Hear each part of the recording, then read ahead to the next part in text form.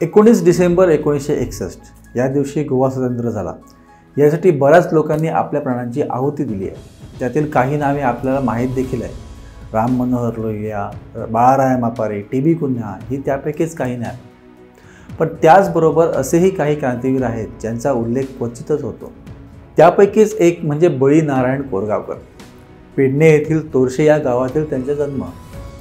पोर्तुगीजांच्या दडपशाहीने गोव्यातील लोक समाधानी नव्हते। 1954 मध्ये करण्यात आलेल्या सामूहिक सत्याग्रहामध्ये सामील झालेल्या सहभागींवर पोर्तुगीज अधिकाऱ्यांनी हल्ला केला आणि त्यांना अटक केली। ही बातमी कळताच बळी कोरगावकर यांनी पालकांना न सांगता गुपचूप घर सोडले आणि बांदा येथून गोव्यात दाखल झाले। त्यावेळी त्यांचे वय फक्त 18 वर्षांचे होते।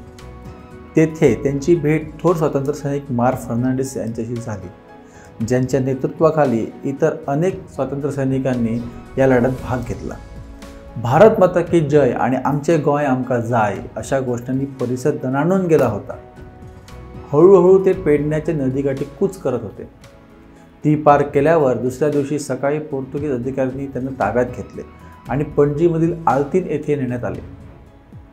तिथे पोर्तुगीज पोलिसांनी त्यांच्यावर अमानुष छळ करत चामड्याच्या पट्ट्यांनी मारहाण केली।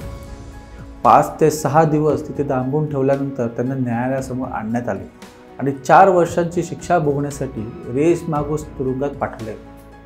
या चळवळी दरम्यान बळी कोरगावकर यांची Alfred Alphonso, Anthony D'Souza, Shivaji Desai, Nagesh Karmai यांसारख्या सत्याग्रहींची भेट झाली। तुरुंगातून सुटल्यावर ते वास्कोमध्ये स्थायिक झाले। या काळात देखील त्यांनी छुप्या पद्धतीने स्वातंत्र्य चळवळीसाठी काम केले। 18 जून 1991 रोजी गोव्याच्या क्रांतिदिनी मडगाव येथे तत्कालीन राज्यपालांनी त्यांना ताम्रपत्र प्रदान करून त्यांनी स्वातंत्र्य चळवळीत दिलेल्या योगदानाबद्दल गौरविले।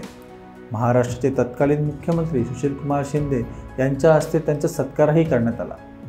शेवटी 9 जून 1921 रोजी त्यांचे निधन झाले।